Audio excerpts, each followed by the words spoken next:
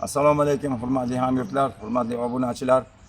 Bugun biz Nizomiy nomidagi O'zbekiston Milliy pedagogik universitetining amaliy psixologiya kafedrasi dotsenti, psixologiya fanlari nomzodi Tursunov Lutfulla Sadullayevich bizni mana shu Farg'ona tumani konchilar profilaktoriy sanatoriyasida dam olayotgan ekan. Shu fursatdan foydalanib bir suhbatga tortdik. Lutfulla Sayfullayevich, bugungi kunda butun yoshlar masalasi hozir dolzarb bo'lib turibdi. Shu jihatdan hozir mana yaqindagina mana nima test sinovlari bo'lib o'tdi. Shulardan endi hozir qo'liga attestat olgan ma'lum bir toifadagi o'quvchilar shu oliy o'quv yurtlariga test topshirishdi. Shularda bir ayrimlari talabalik baxtiga muyassar bo'lishdi, ayrimlari esa bu baxtdan bahramand bo'lishmadi. Endi shu yoshlarga sizni maslahatingiz, qanday maslahatlar berasiz ota-onalarga? Shular haqida bir sizga murojaat qilyapmiz.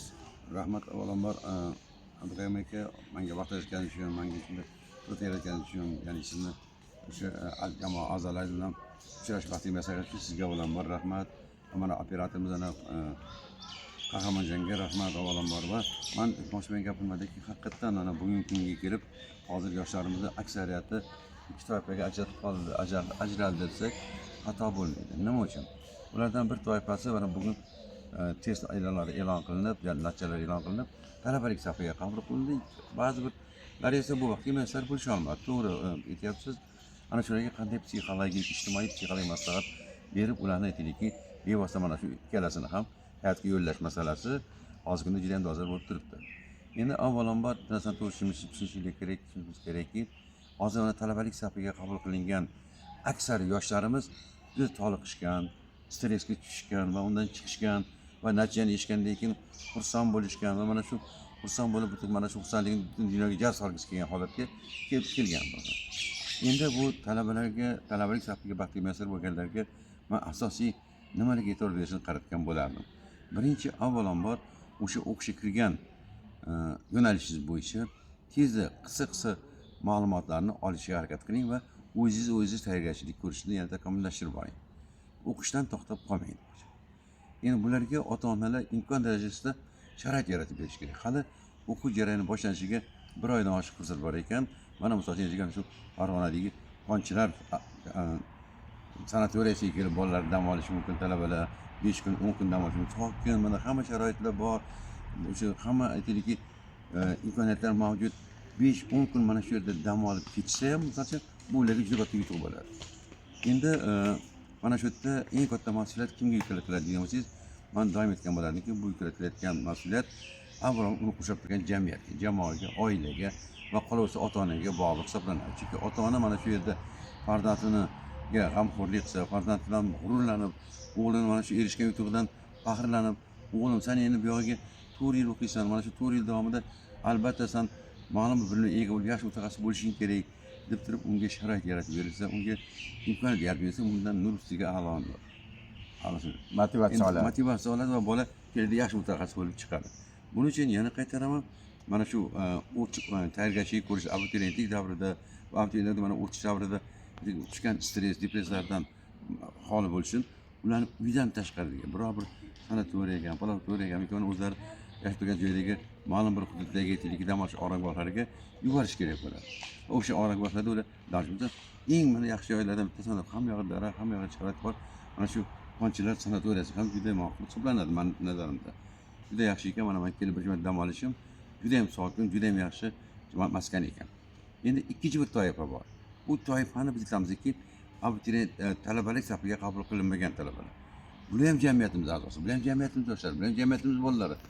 Ertaga bular 1 yil nima qiladi degan savol bor. Men bularga bitta maslahat bergan bo'lardimki, hech qachon ko'nglingizni cho'ktirmang. Albatta, siz o'qishni davom ettiring. Sizga hali yana imkoniyat bor. Bir necha marta topshirishga. Siz demak, mana shu kelasi yil, mana shu davrga qadar endi nimaga kamchiliklar yo'q o'zingiz ko'rdingiz, o'zingiz tushundingiz va mana shu tushunganingizdan keyin endi shu tushungan xatolaringizni bartaraf qilib boshlashingiz kerak. O'qishdan to'xtamang. O'zbek xalqida yaxshi aqli bor. hech qachon bilim olishga kechikmaydi inson. Bilim olishning hech ham kechi yo'q. Qaysi yoshda bo'lishidan qat'iy nazar bilim olishga harakat qilasizmi, lekin mustahkam tayyorgarlik kerak. Mana misol uchun hozir 48 yillik oliy ta'lim tizimida tajribam bor. 48 yildan beri bilim beraman. Ana shu 48 yil bilim tajribada kelib chiqqan holda shuni aytishim mumkinki, qarangki, ba'zi talabalar 5 yil harakat qilib keyin kirishadi, ba'zi talabalar 10 yil ham harakat qiladi. Mana shu kirgan talabalarga biz savol beramiz, siz yoshingiz ancha kattaroq ekan bu yerda qanday qilib o'qishga kirsak, 10 yil man topshirib, 9 yil topshirib, mana endi kirdim deydi. Aynan mana shu talabalar juda ham bilim sohasida yaxshi fikrga erishadi, o'qishni qadriga yetishadi va harakat qilishadi. Demak, bu yil kirmaysiz, albatta kelajakga. Buning uchun nima qilish kerak? Buning uchun niyatni xolis qiling. Albatta kelgusi yili o'qishga topshiraman, men ham oliy ma'lumotli bo'laman, men ham talaba bo'laman degan maqsadni mahkam ishlab oling va o'zini mana shu kundan boshlab iloji boricha imkon darajada o'sha testlarga tayyorgarchilik ko'rishga harakat qiling. Endi bu yerda asosiy og'irlik kimga tushadi degan savol tug'iladi. Bunda asosiy og'irlikning bittasi bu ota-onalarga tushadi. Ota-ona endi bolaga sharoit berish kerak. O'g'lim bo'ldi kira olmading, unaqa ekan, bunaqa ekan degan gapni mutlaqo aytish kerak emas. O'g'lim bu yil bo'lmadimi, albatta keyingi yil talaba bo'lasan va albatta yuzimizni yorug' qilasan. Jamiyatga tik qarab, mana men ham talaba bo'ldim deb bemalol ayta oladigan holatga kelasan. Buning uchun sen o'zingni yanada bilimingni kengaytirishing kerak. Yanada bilimingni boyitishing kerak deb ota-ona unga sharoit, imkoniyatni kengaytirish kerak bo'ladi. Ana shundagina bo'ladi. Endi yana bitta narsa men chindan maslahat bergan bo'lardimki, aksar mana shu o'qishga kira olmagan talabalar ko'pincha ma'lum muddat o'qishmay qo'yishadi va ular aytadiki, biror bir kunlarni egallash uchun yoki biror bir xatti-harakat qilish uchun amalga oshirishadi, biror bir faoliyat amalga oshirishadi. Bu ham to'g'ri. Albatta hunar ham kerak, albatta o'sha faoliyatni amalga oshirish kerak. Lekin ana shu hunarni o'rganish jarayonida, ana shu faoliyatni amalga oshirgan paytda bir kunda hech bo'lmasa 2 soat yoki 1,5 soatni bilim olishga ajratish kerak. Bilimlarni boyitishga ajratish kerak. Ana shundagina siz albatta siz ko'zlagan maqsadingizga yetasiz. Endi yana bitta xususiyat borki, ba'zan talabalar men boya ham aytib o'tdim, 5 yillab, 4 yillab harakat qiladi. Nima uchun? O'sha sohaga qiziqadi, o'sha sohada mutaxassis bo'lish maqsadida. Maqsad shu. Ana endi shu orqali jamiyatga, vatanga xizmat qilish. Demak, shu narsani xizmat qo'ygan ekansiz, hech qachon siz uyalmang. Siz albatta shu sohaning egasi bo'lasiz, o'sha sohaga o'qiysiz. Buning uchun esa o'qishdan to'xtamang va albatta harakat qiling. Men sizga yana bitta misol keltiraman-da, Abduqayim aka. Qiziq narsa holatda, masalan, talabalar safiga kirib qarasangiz, 40 xil yoshlar.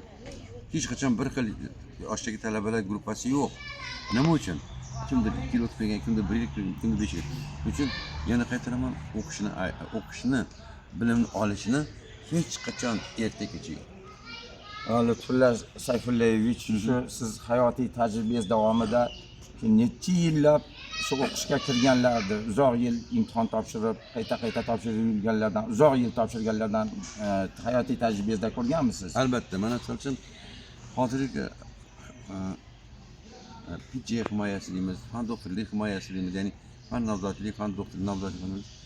Aksari agar ularni tarixini o'rganib qarasangiz, 2 yil o'qishga kira olmagan, 4 yil o'qishga kira olmaganlar o'sha fidoyi bo'lib o'qib, hali qiziqib, bakalavr bitirgandan keyin magistraturaga o'qishga kirishadi. Magistraturani bitirishgandan keyin doktoranturaga kirishadi-da. Men qoyil qolamanki, bular to'xtamaydi. Davom etadi. Bular hali orziqib kutib, haligi harakat qilishib o'qishga kirishganda, shuning uchun aytamanki, hech qachon uyalmang. Bu yil kira olmaysiz, albatta kelajagiga kirasiz. Endi yana bir savol, Lutfulla Sayfullayevich.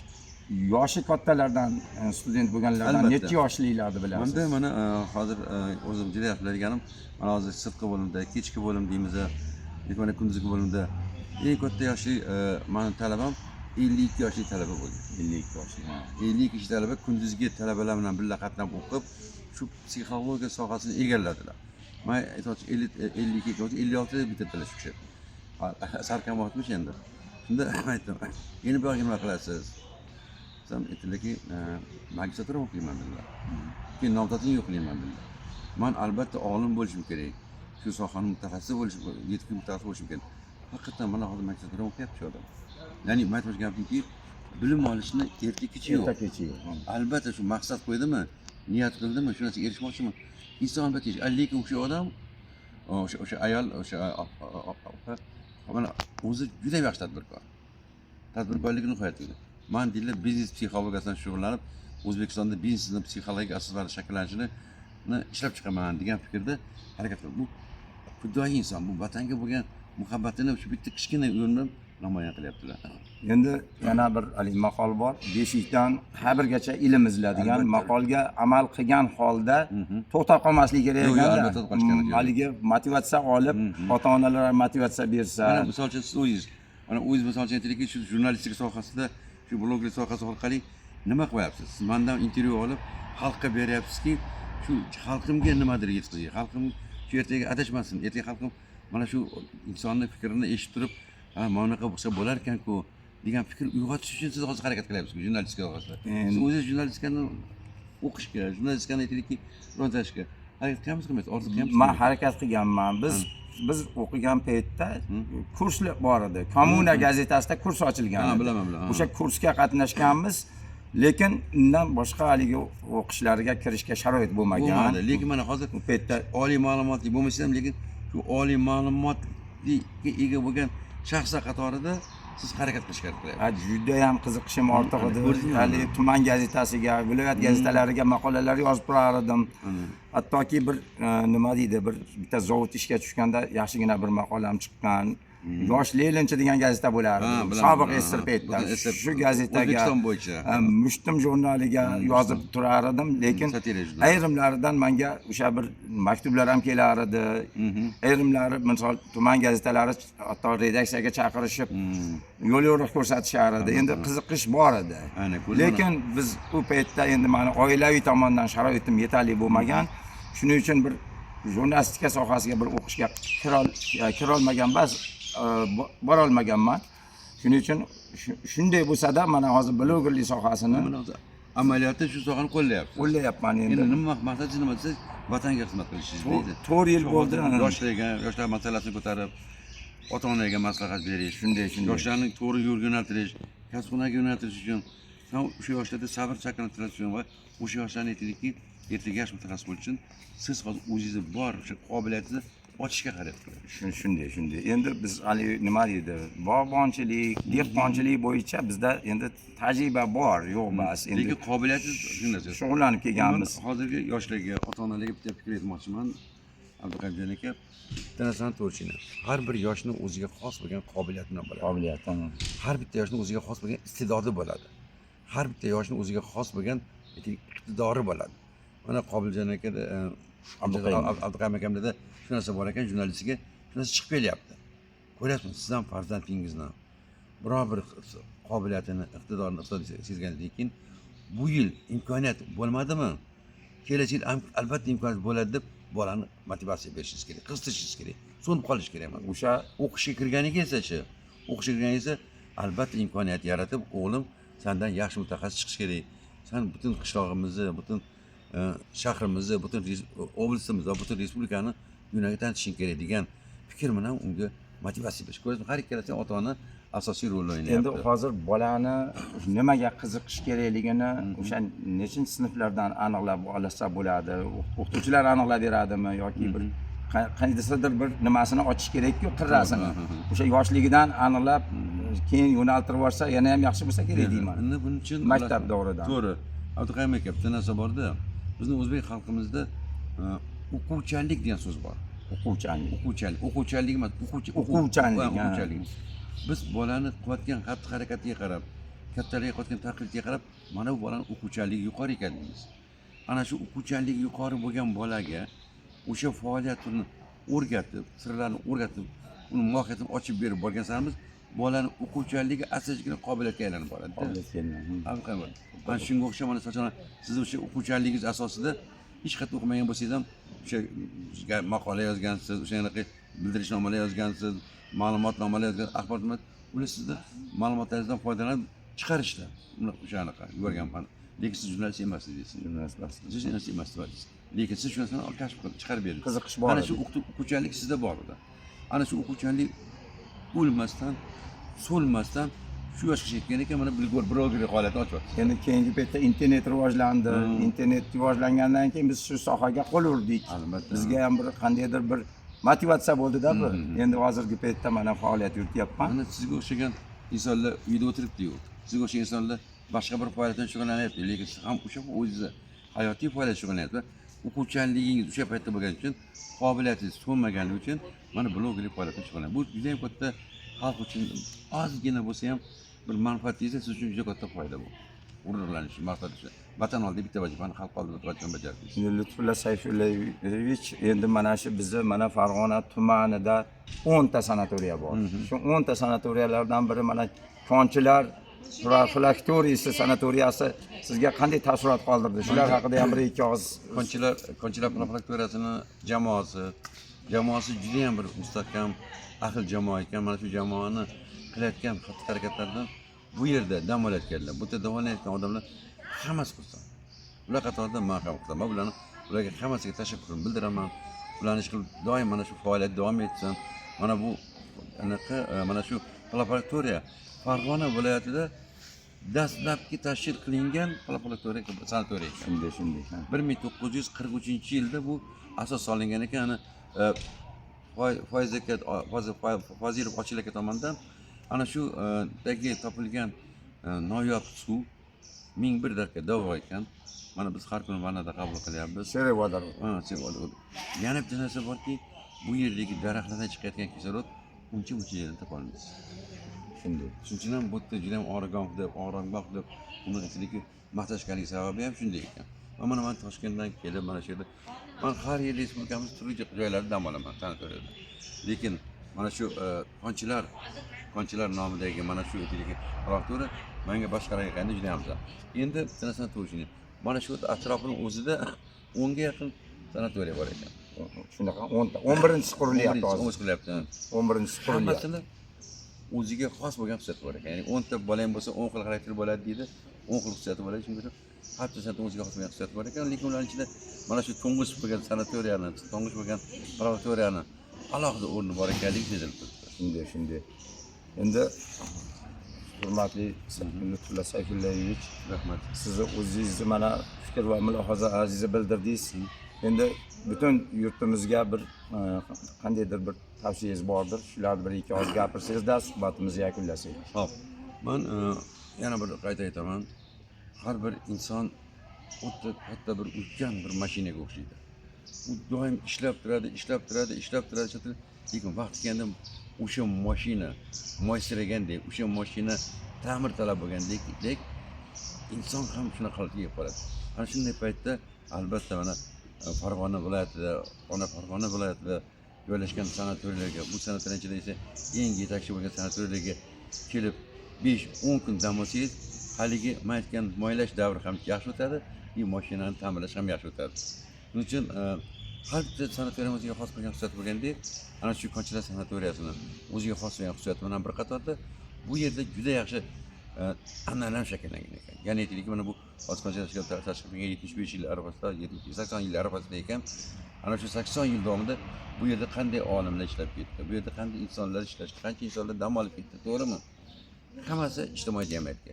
Mana shu sanatoriyani, ya'ni Konchilar sanatoriyasini jamoasi har bitta yaxshi mutaxassis bo'ladi, yomon mutaxassis bo'ladi. Uni jamiyatga qaytadan sog'lom shaxsiyatga qaytaryapti. Ularning bu faoliyatida men katta muvaffaqiyat tilayman. Sanatoriya jamoasiga katta rahmat. Hurmatli o'rtoqlar, hurmatli hamyurtlar, mana bugun sizlarga Nizomiy nomidagi O'zbekiston Milliy pedagogik universiteti amaliy psixologiya kafedrasi dotsenti, psixologiya fanlari nomzodi Tursunov Lutfulla Sayfullayevich mana shu o'zini dil so'zlarini yetkazdi, ancha maslahatlarni berdi. Lutfulla aka, sizga katta rahmat. Kelgusida mana yana bir boshqa sanatoriyalarga ham albatta keling. Albatta 10 ta sanatoriya bor. Har bir sanatoriyada dam olib o'zingizni fikr va mulohazalaringizni yana bir davom ettirishimiz mumkin. Hurmatli o'rtoqlar, mehnat qilish kerak. Mehnat qilish bilan birga dam olish kerak hamda farzandlaringizga ham motivatsiya berib dam olishga yo'llang. O'qishiga qo'llab-quvvatlang. Albatta dam olish sinovlari ham imtihonlarda charchagan. Hamda o'sha dam olish jarayonida yana ham bir motivatsiya olib, o'qishiga qiziqish ortib, kasbiga yoki kasbga yo'naltirilsa, bitta kasbdan egallab olsa yomon bo'lmaydi. Albatta, albatta. Kasb egallaydigan bo'lsa, kasbini egallasin va kasb egallash jarayonida o'sha yo'nalishidan to'xtab qolmasa, yana ham yaxshi bo'lardi. Albatta. Buning uchun motivatsiya berish kerak. Albatta. Ota-ona hamda butun oila a'zolar qo'llab-quvvatlash kerak. Lutfulla Sayfullayevich, rahmat sizga Rahmat. barcha maslahatlaringiz uchun. Rahmat, hurmatli o'rtoqlar, e'tiborlaringiz uchun rahmat.